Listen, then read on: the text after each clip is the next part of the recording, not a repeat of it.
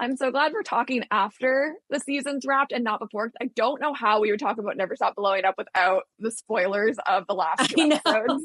I think Usha might be an all-time great D20 character based on the lore alone that you pulled into her world. I was making a list as I was watching. We have prohibition crime, not being kissed in 75 years, seeing people go down in the Titanic, the Purple Heart, inventing the pencil. The list, I think, never ends, truly. That is my favorite type of character to play, is like a detailed dump, like sad, weird, on the fringes kind of freak. I loved playing her.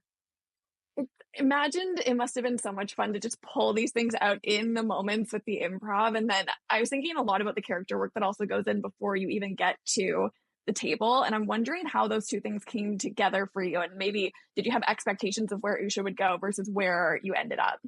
Yeah, my expectation for Usha was like kind of side character, old lady at the video store. She does the books, does them kind of poorly, but they keep her around because she's been there forever. And it's like when you work at a place for a long time and you know their system, even if their system is like scotch taped and paper clipped together, they keep you around because it's like, it's too much effort to teach someone this like really insular logic. So we'll keep you around because you know it. So that's what I thought for her beginning. And I thought by the end, maybe she would learn to embrace, like, let me use a computer today. And like, maybe I need to have a little more confidence with using technology and not just kind of blindly going to it. So where she really ended, I didn't imagine the Lisa, her granddaughter story arc going really anywhere except that she just loves her granddaughter. And that like maybe her granddaughter reassures her like, it's okay, you don't need to learn technology to still be my grandma. I love you. But it ended up being that like Usha needs to change. She needs to be comfortable with change. She is perhaps using her lack of technical prowess as an excuse to not make a step forward in her life. And maybe outwardly, like a step forward doesn't look like living with your granddaughter to some people. But I think being closer to her family, shaking up her surroundings might be a step forward for her. So I didn't really anticipate that. I thought it was so beautiful the way that all came together at the end. Maybe that's part of the beauty of the mechanic of the game is you find the change along the way. Totally. G13 had a very different kind of development. Yeah, because I think, a good story, the end point couldn't have happened without the middle, right?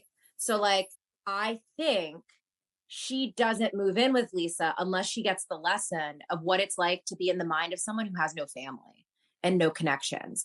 There's a scene where G13 is like looking through contact lists and it's nobody that it's like a friend. It's all like numbers and like associates.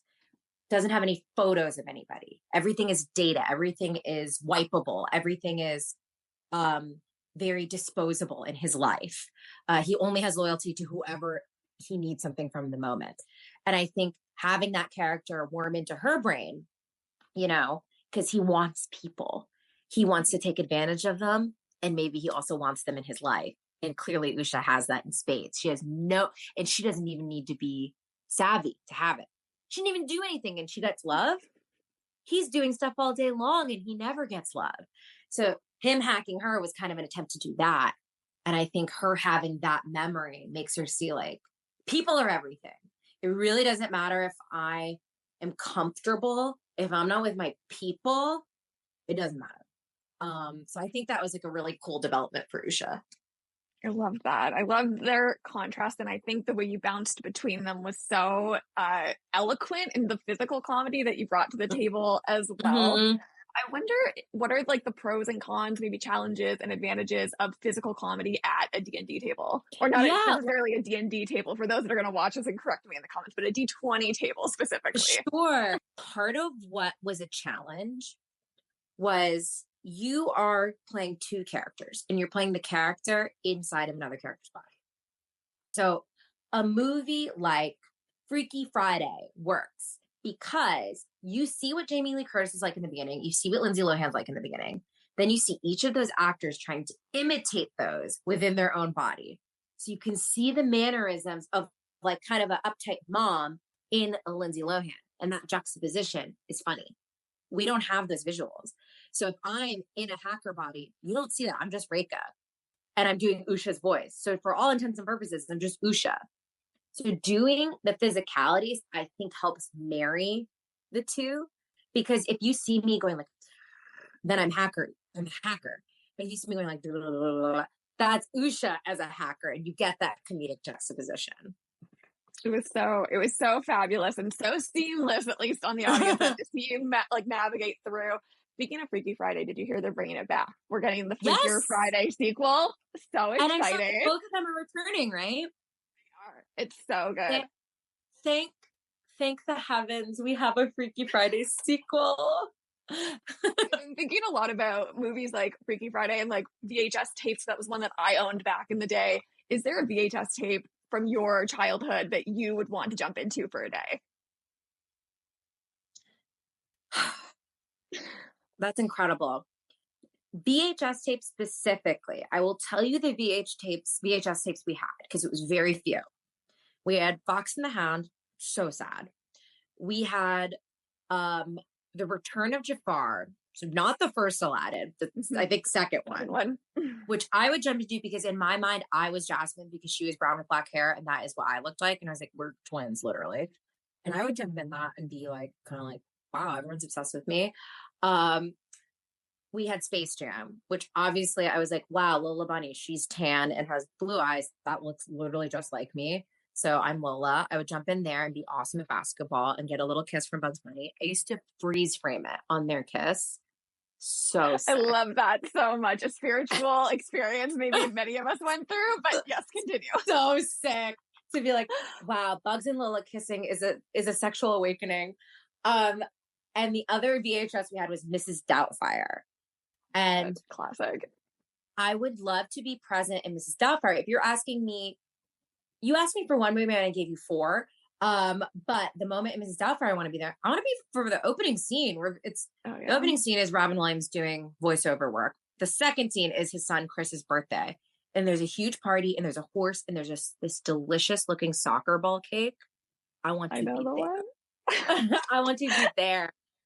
That's an incredible list of movie foods I want to eat. I'm adding that immediately. Yes, I want to eat a lot of movie food.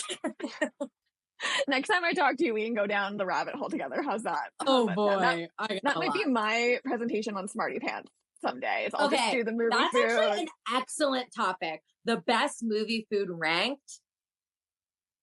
Wait a minute. Okay. Yours to take. I have to go. Speaking of Smarty Pants, what topic do you think Usha would bring to the show if she could figure out how to make a PowerPoint presentation and navigate the tech of it? Okay. I think she would rank maybe either something like Usha's Great Wonders of the World and just kind of a gag on the historical events she has witnessed throughout all of time or eternity, it seems. Or maybe she would do the worst inventions of mankind, and it's all technology stuff that she's using improperly. So it's this this microwave doesn't even cook the pasta. It doesn't do anything. My pasta is so hard and it's piping hot. It burns my fingers when it comes out and it doesn't even taste good. Oh my God. This is brilliant. I also imagine the presentation would go on for 30, 40 minutes. I feel like she would just surpass the time. Absolutely. She might also do the top 10 cardigans to be wearing simultaneously. Perfect. No notes. Fabulous. Yeah. Oh my God. So funny. Well, feel free to steal the food idea for future Smarty Pants season development. That is all yours. Oh my God. I will credit you. By the way, your name I feel is really fun because it is a combination of Lizzie McGuire and Hilary Duff. Does that ever occur? One of my favorite characters. One of my favorite characters to play. And do people say that a lot to you? Well, every once in a while. And I take it as a compliment every time. It's cute. We love. So good.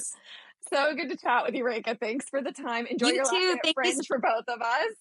Thank you, Liz. Appreciate it.